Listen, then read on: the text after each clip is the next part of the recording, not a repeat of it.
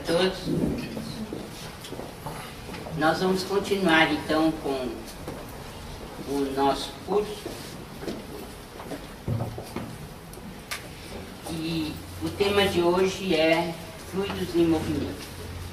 Nosso cumprimento aos internautas e a todos os presentes.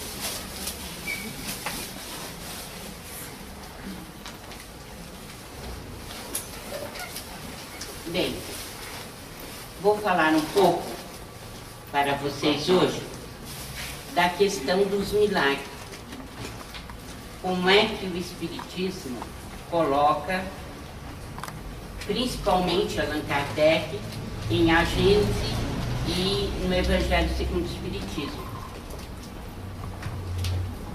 O milagre é entendido como um ato do poder divino contrário às leis da natureza conhecidas. Quer dizer, para o entendimento humano, há um acontecimento em que são derrogadas as leis da natureza. Bem, como é que o Espiritismo coloca isso? Não considera milagres. Até do ponto de vista assim, de uma expressão, nós podemos dizer foi um milagre, né? Não está funcionando.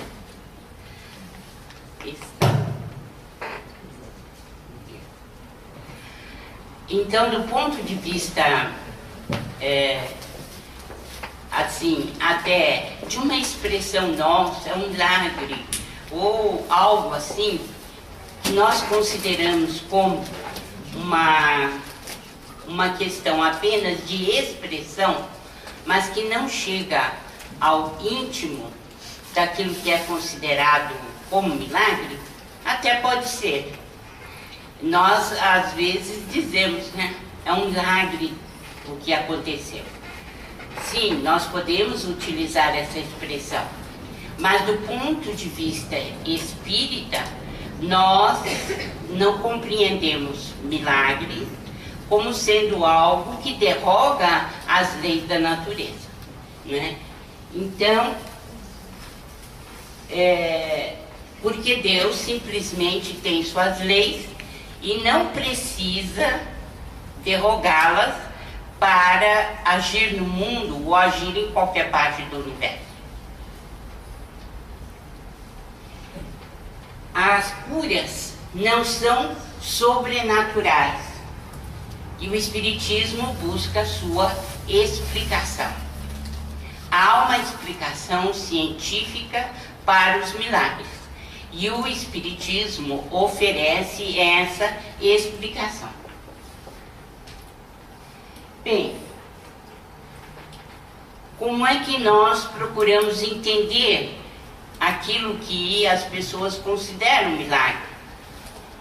Como é que nós, do ponto de vista científico, podemos encarar as curas espirituais, por exemplo, né? Na questão 33 do Livro dos Espíritos, nós aprendemos a mesma matéria elementar, pergunta Allan Kardec aos Espíritos, é suscetível de receber todas as modificações e de adquirir todas as propriedades? A resposta dos Espíritos: sim. É o que se deve compreender quando nós dizemos que tudo está em tudo.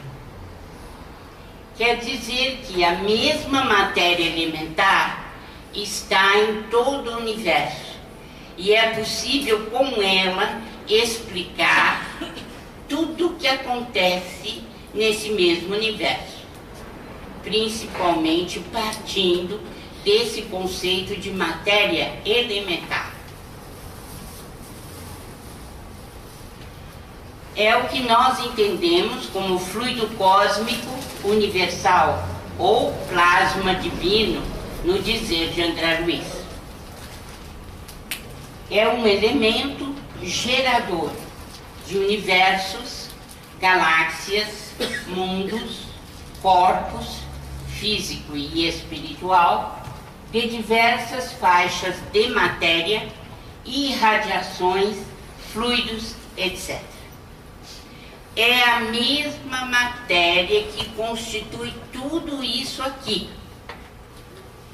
Apenas ela se modifica na sua expressão, na sua maneira de exprimir-se. Mas é a mesma matéria elementar.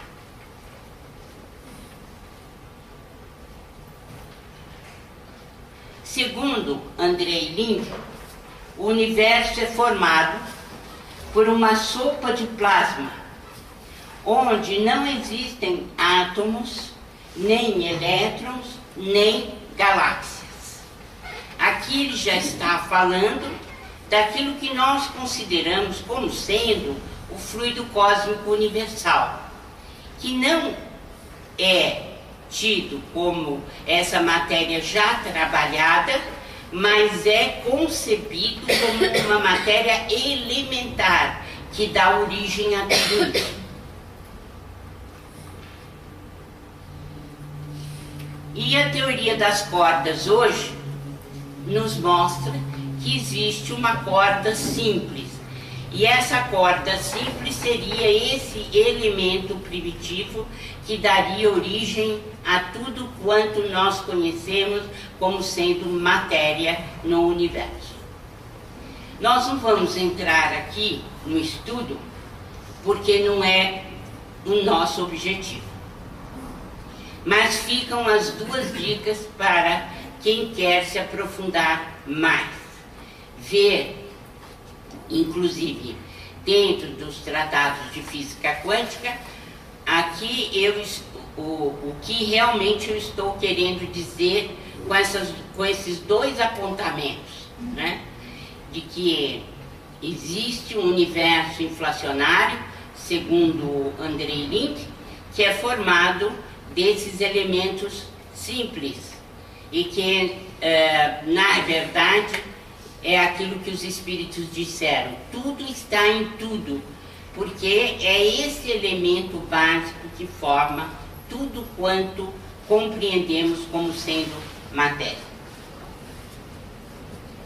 Bem, na questão 27 de O Livro dos Espíritos, nós temos uma pergunta e resposta muitíssimo importante. Afinal de contas, ali, os espíritos nos dizem que no universo existem três coisas: Deus, Espírito e matéria.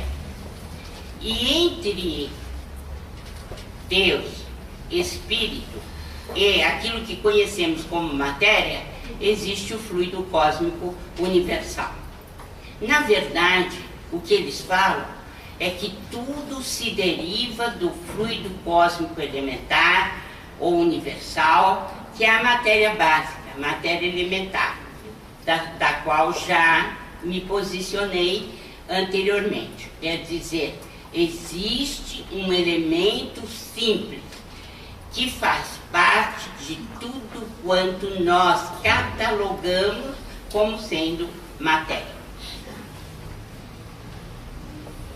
Então, a natureza inteira está mergulhada nesse fluido divino, tudo está submetido à previdência de Deus, conforme vocês podem ler no capítulo 1 do livro Evolução em Dois Mundos. Mesmo que vocês não penetrem no conhecimento desse livro por inteiro e que ele seja difícil, mas façam uma leitura do primeiro capítulo desse livro e vocês terão uma ideia muito nítida do que eu estou falando, desse plasma divino, desse fluido cósmico universal. Afinal de contas, ele está falando da matéria elementar, do qual todos nós somos feitos. Então, nós estamos mergulhados nesse fluido, estamos dentro dele, E segundo André Luiz, no primeiro capítulo de Evolução dos Mundos, como peixes, os peixes estão mergulhados nos oceanos. Então nós estamos mergulhados no fluido cósmico universal. E ele está em nós e nós estamos dentro dele. Bem, agora nós vamos cuidar um pouco mais da matéria de hoje, que são os fluidos.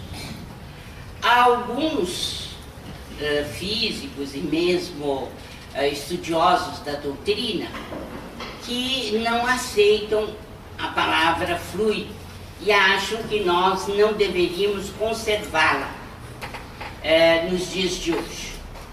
Mas eu acredito que, pela definição de fluido que nós temos da física, nós podemos sim conservar o termo fluido. Por quê? Porque para a física é a parte não sólida da matéria, o fluido. E ela pode ser pastosa, como nós sabemos, líquida e gasosa, mas essa matéria pode se transformar numa matéria mais fluida, mais leve. Então, do ponto de vista espiritual, esse fluido que nós estamos falando seria o mesmo que a física propõe? Não. Mas o conceito é o mesmo. Por quê? Porque a matéria rarefeita também produz os seus aspectos sutis, que nós consideramos como sendo mais rarefeitos, mais sutis, que seriam os fluidos. Então nós consideramos, e isso está no meu livro Passe como Cura Magnética, como sendo algo perfeitamente factível, o fato de considerarmos esses fluidos, embora a matéria não seja a mesma, mas o conceito o é. Então, movendo-se entre si por um agente, separando-se quando entregues a si mesmas, essa matéria mais rarefeita produz então esse movimento de matéria que nós chamamos de fluido.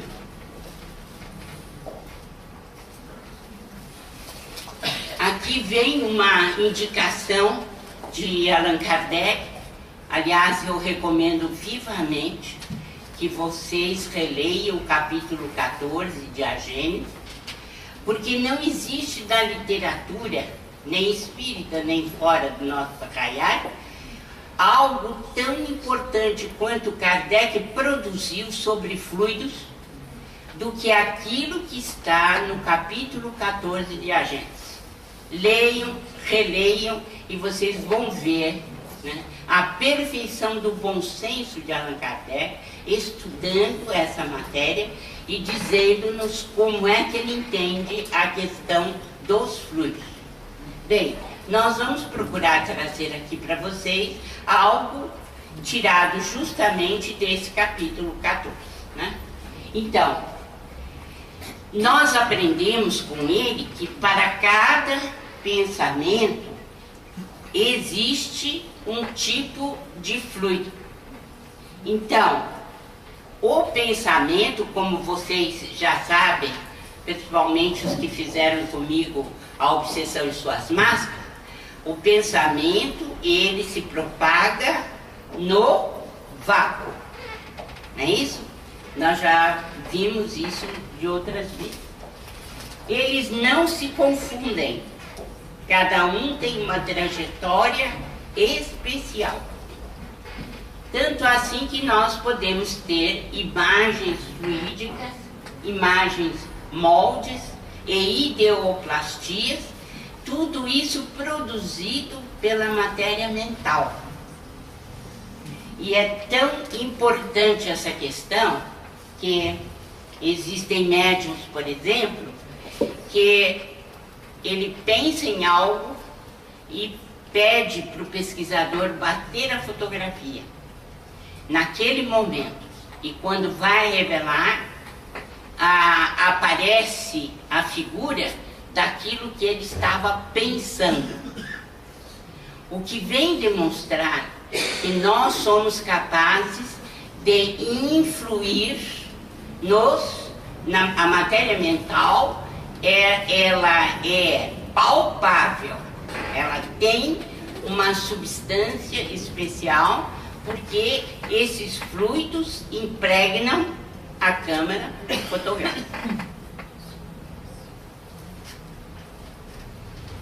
Os elementos fluídicos do mundo espiritual escapam aos nossos instrumentos de análise e à percepção dos nossos sentidos, feitos para perceberem a matéria tangível e não a matéria etérea.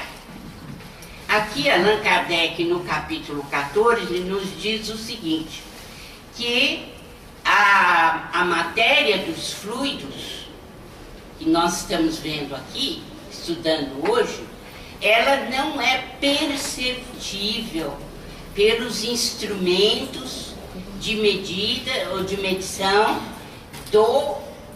da terceira dimensão. Então, nós não temos aparelhagem ainda, mas teremos um dia, porque os fluidos dos quais nós estamos falando constituem matéria, e como tal, nós teremos a capacidade de percepção através de aparelhagem.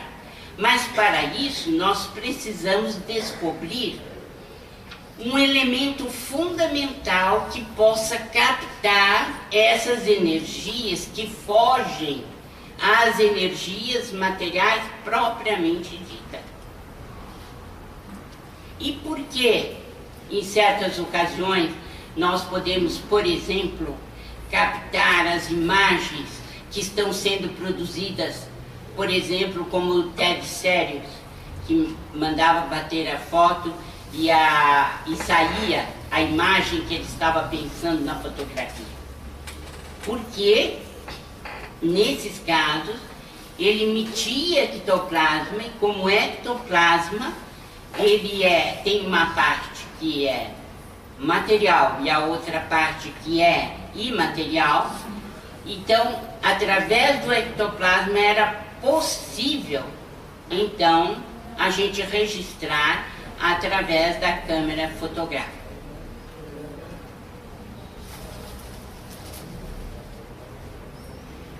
Bom, se nós quisermos ter uma ideia da ação fluídica, nós temos que recordar o ímã aqui na matéria. Por que nós temos que recordar isso? Porque cada um de nós pode fazer essa experiência. Colocar um ímã, colocar limalhas de ferro em um papel, por exemplo, e essa limalha de ferro vai se amoldar à atração do ímã. Embora a matéria não seja a mesma, porque nós estamos falando de ímã, de produção de matéria nossa, da terceira dimensão. Matéria conhecida por nós. Então, mas o princípio é o mesmo. Então dá para nós entendermos o que se passa. Quer dizer, se você colocar um ímã embaixo da folha de papel, como é que a limalha de ferro vai se comportar? De acordo com o quê? Com o posicionamento do ímã, né? Então, é possível a gente entender a movimentação do fluido segundo o ímã produzido pelo fluido vital, que tem essa propriedade, só que essa propriedade não é mensurável por enquanto, porque não se trata de um ímã na mesma base dos ímãs materiais. Quem não entendeu, levanta a mão. Tá certo? Então, a questão toda é para a gente ficar desperto para o problema. Quer dizer, existe o ímã resultante do fluido vital, que é um fluido do perispírito, e que nós não temos condições ainda de abarcar com o nosso conhecimento, ou melhor, com a nossa tecnologia. Mas vai chegar o momento que nós vamos poder fazer isso. Nós teremos aparelhagem para isso. Então, como se observamos do fluido do ímã, fluido que jamais se viu, vejam a posição de Allan Kardec. Você não vê. Como é que você sabe que ele existe? Pelos efeitos que ele provoca. Não é isso? Então, podendo-se adquirir sobre a natureza deles conhecimentos de alguma precisão. É essencial esse estudo, porque está nele a chave de uma imensidade de fenômenos que não se conseguem explicar unicamente com as leis da matéria. É lógico isso, não? Nós também não sabemos explicar, não vemos o ímã material, mas sabemos que ele existe. Da mesma forma, esses fluidos espirituais, esses fluidos que nós estamos falando aqui, eles têm essa capacidade magnética muito própria deles, igualmente aos ímãs materiais. Então, eles produzem, onde passam, suscetibilidades na matéria orgânica, na matéria nossa física. Bem, os fluidos são constituídos na matéria elementar primitiva e, por sua vez, esses fluidos podem ser perispirituais, porque eles recebem do espírito, né, a propulsão, e é o perispírito quem dá a forma, ou a forma, como nós quisermos, né, desses fluidos. E a ação dos espíritos sobre os fluidos, nós temos os fluidos espirituais. Então, quando nós vamos transmitir um passe na casa espírita, nós já vimos isso muitas vezes. O médium transmite os fluidos somente dele? Não. Por isso que nós estamos colocando isto aqui. Ele transmite os fluidos que vêm, que se originam do seu perispírito, da sua alma, que vibra no seu corpo perispiritual, mas ele também transmite aquilo que os benfeitores espirituais são capazes de lhe oferecer como fluidos espirituais. Por que eu disse que é possível que ele coloque? Porque vai depender da grande afinidade entre o mentor e o médium. Então vai se dar aquilo que nós chamamos, e que Kardec ele a chamou, de fluido humano espiritual. Então, esses fluidos espirituais vêm do mundo espiritual, são transmitidos pelos espíritos do bem, os anjos tutelares, que nos ajudam. E somados ao contingente ou à quantidade de fluidos que nós temos capacidade de oferecer e que tem a característica de cada um de nós.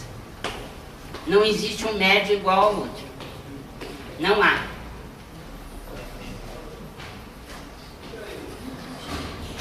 E vai depender da vontade do passista. E também, é claro, do seu ajustamento à vontade do mentor. Vão se somar as vontades, né? Bem, e as qualidades dos fluidos, né? Essa matéria de hoje é para nós decifrarmos os fluidos e vermos as características deles. Bem, nós estamos falando de fluidos bons, porque ninguém adentra a casa espírita para receber fluido mau. Não é isso? Mas é óbvio que quando nós falamos do bom, nós também pensamos que existem fluidos maléficos. Né? Já ouviram falar das pessoas que matam planta? Né? Morre, coitadinha, por completo, até a raiz.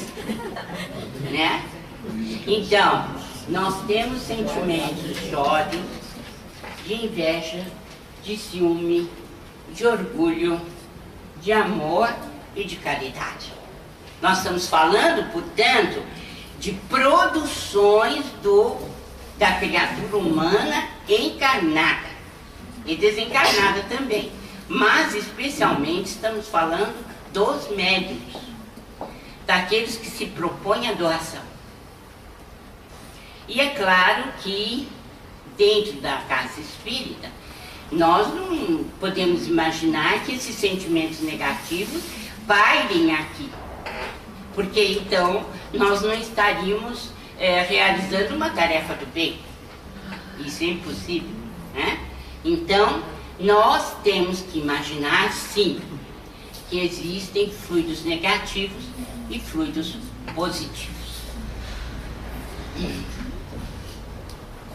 Quanto ao aspecto físico, esses fluidos podem ser excitantes, calmantes, irritantes, suaves, inefáveis. Quer dizer, há sempre os dois lados, né? São características do fluido. E vai depender dos focos de irradiação. Quem é que está irradiando? O que ele está irradiando? Então, vamos ver o que Kardec coloca em A Gênese e que dá continuidade a esse nosso pensamento. Com os odores, os fluidos, são designados por suas propriedades, seus efeitos e tipos originais.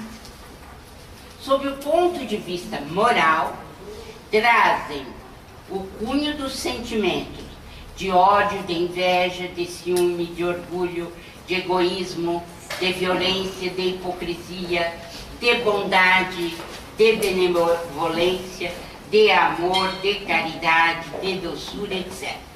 Então aqui Kardec está enfatizando o aspecto moral do fluido, a origem dele, como é que ele se originou. Sob o aspecto físico, são excitantes, calmantes, penetrantes, adstringentes, irritantes, dulcificantes, soporíficos, narcóticos, tóxicos, reparadores, expulsivos, tornam-se força de transmissão, de propulsão, etc. Viram as características do fluido? São enormes as diferenças entre um e outro. Tudo vai depender da fonte, de como o pensamento está sendo emitido, de que natureza ele é. Normalmente nós dizemos na casa espírita que o passe, ele é todo voltado para o bem, graças a Deus, né? Mas nós temos que ter em mente que quando prevaricamos, quando nós fugimos da meta da melhoria espiritual, é claro que os fluidos acompanham a origem. O que é que nós estamos pensando? E isso já tem que vir com o médium, como tendo certeza de que ele vai produzir segundo o que pensa, segundo o que emite, segundo a origem dos seus pensamentos. Certo? O quadro dos fluidos seria, pois, o de todas as paixões, das virtudes e dos vícios da humanidade e das propriedades da matéria, componentes correspondentes aos defeitos que eles produzem. Então nós estamos aí com a Gênese no capítulo 14, que eu já disse para vocês, que é um grande capítulo, que deve sempre ser revisto, para nos indicar que tipo de emissão nós estamos fazendo. Qual tipo de produção fluídica que nós estamos dando. Por isso é que não existe um médium igual ao outro. Não existe. Nós somos um complexo, primeiro, único e primordial, porque é nosso, né? Então, cada um de nós produz de acordo com a origem do seu sentimento. Isso nos remete às benzedeiras, né? Que nós já falamos aqui na última vez. Há especializadas em doenças dermatológicas, doença de pele, mal olhado, sobre a inveja, né? E as crianças, elas dizem que são muito sujeitas a mal olhado, né? Fonte diversificada de fluidos, que em geral, essas senhorinhas, elas não sabem bem definir qual as propriedades que ela tem, né? Ela sabe que funciona, né? Então, elas sabem? Elas sabem. Por elas mesmas? Não, pelo resultado. Sim, pelo resultado elas sabem, mas elas não compreendem, né? Elas confiam, têm fé, vão em frente, né? Aliás, são exemplares, muitas delas, né, na confiança em Deus. E isso faz parte do patrimônio delas. É um patrimônio criativo delas, que elas conseguiram desenvolver ao longo de milhares de anos, muitas vezes, né? Que é próprio delas. A manipulação dos fluidos. Ainda Kardec. Pelo pensamento, os espíritos imprimem àqueles fluidos tal ou qual direção. Os aglomeram, combinam ou dispersam, organizam com eles conjuntos que apresentam uma aparência, uma forma, uma coloração determinadas, mudam-lhe as propriedades. Vejam bem. Então, mudam-lhes as propriedades, como um químico muda dos gases ou dos outros corpos, combinando-se segundo certas leis. É a grande oficina ou laboratório da vida espiritual. Então, vocês vão ver ao longo do estudo desse livro que quando, por exemplo, o benfeitor Alexandre, ele vai salvar alguém de um AVC, acidente vascular cerebral, ele vai utilizar todo o seu conhecimento para aglutinar fluidos bons, trazer e realizar a cirurgia espiritual que ele precisa para impedir a morte ou a desencarnação daquele nosso irmão. Vocês vão ver isso ainda no curso. Então, isso significa que os espíritos têm capacidade para mobilizar os fluidos, agregar, dispersar, fazer combinações, cirurgias espirituais, intervenções espirituais, sem que a gente tome conhecimento do mecanismo. Mas eles têm essa capacidade.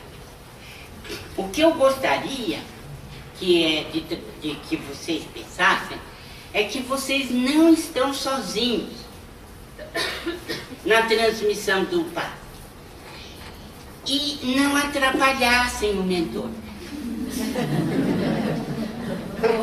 Por quê? Confia nele, né? E saiba que eu estou realizando uma tarefa de amor muito simples, confio da vossa bondade, sei que estou sendo assistido, mas como não entendo nada, deixo à vossa bondade a mobilização dos fluidos para que sirva de tratamento ao irmão necessitado. Simples, não é? Mas não é muito fácil de se ver por aí. Então, os fluidos unem-se em razão da semelhança de sua natureza. Os fluidos dissemelhantes se repelem. Ódio e amor, eles se repelem.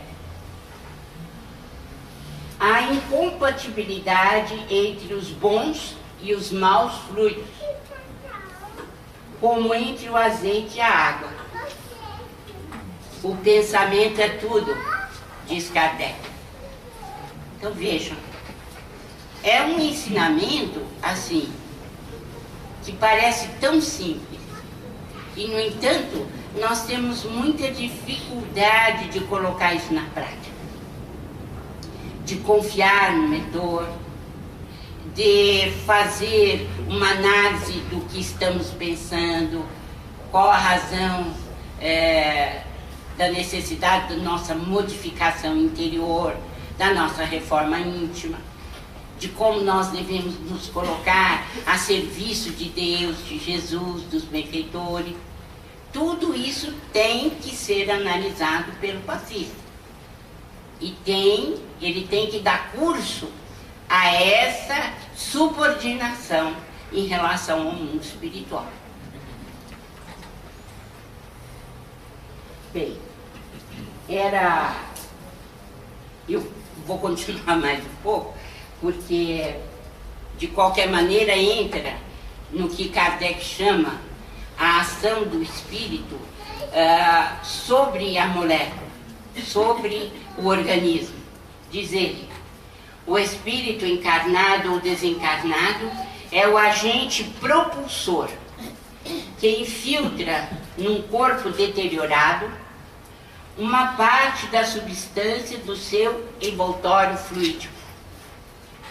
A cura se opera mediante a substituição de uma molécula malsã por uma molécula sã. Então, nós já estamos entendendo aqui que durante a transmissão do passe, quando o receptor está em sintonia com o doador e o mentor do doador, ele se coloca em posição de receber, porque na verdade é ele que é responsável pela cura, não é o mentor.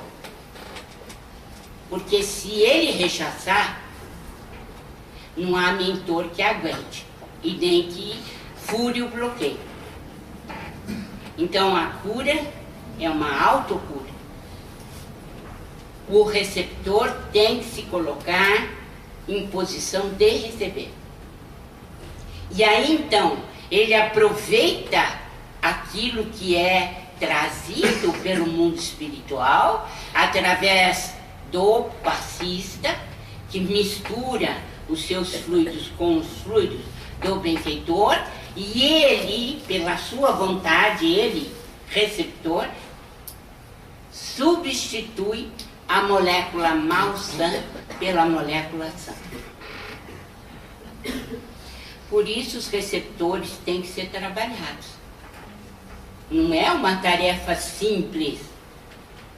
Agora vocês poderão dizer assim, mas existe então um momento em que o benfeitor pode ser tão incisivo que ele consiga a adesão da vontade. Sim, pode ocorrer.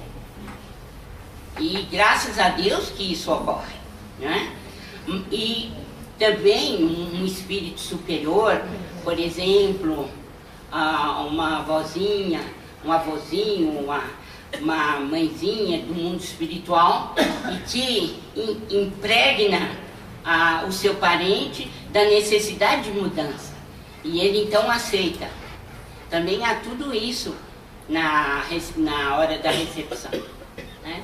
Nós não estamos sozinhos mesmo.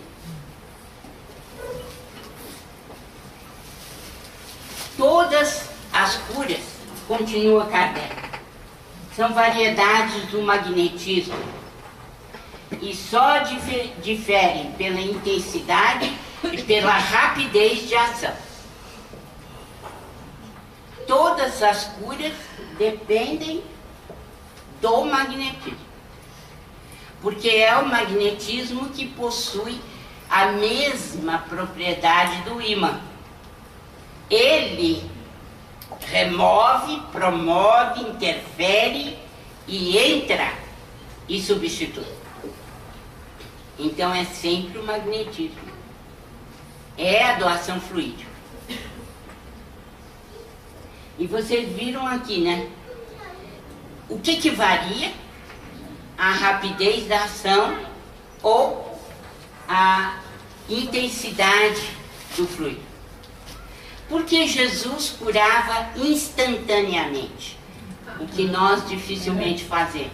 Por quê? Era um fluido de máxima pureza, né? A qualidade incomparável e a intensidade inigualável. Daí a cura ser instantânea. Quando ele falou com o centurião, que o centurião disse para ele: mestre, o senhor não precisa ir na minha casa. Eu, que sou eu tenho soldados que me obedecem.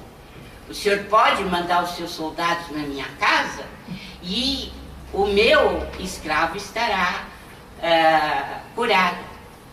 E aí Jesus disse que nunca tinha encontrado tamanha fé em Israel. Ele disse: seja feita a vontade que você exprimiu, que seja curado. Na mesma hora, o que aconteceu, o seu servo foi curado. No mesmo instante. Vejam que poder, né?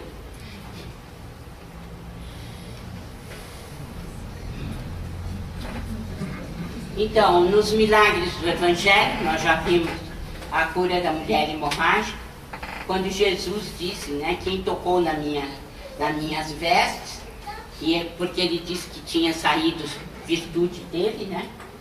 Então, aqui os espíritos comentam que ela foi a mulher que tocou na fímbria da túnica do Cristo, tinha uma coisa importantíssima, fé, que é a força atrativa. No cego de Betsaida, que Jesus entregou o fluido magnético misturado a saliva e lodo e barro. O paralítico de Cafarnaum, em que ele diz que os pecados lhe eram perdoados, mas que fosse não pecasse mais. E uma cura extraordinária dele, que foi a cura da mão seca, mirrada, atrofiada. Isso em medicina nós sabemos que não conseguimos refazer. No entanto, Jesus refez a mão do indivíduo, né? Quer dizer, realmente nós podemos dizer milagres, mas existe uma explicação científica para tudo isso, né? Então, os obsediados que ele curou, e enfim, como eu disse outro dia, né? Foram tantas as curas que os apóstolos diziam assim: nós não temos papiro para escrever tudo aquilo que Jesus fez. Não há condições de escrever todas as curas que ele fez. Bem, então, sobre fluidos, eu queria trazer para vocês isso. Se alguém tiver alguma dúvida, quiser perguntar ou esclarecer algo. O mérito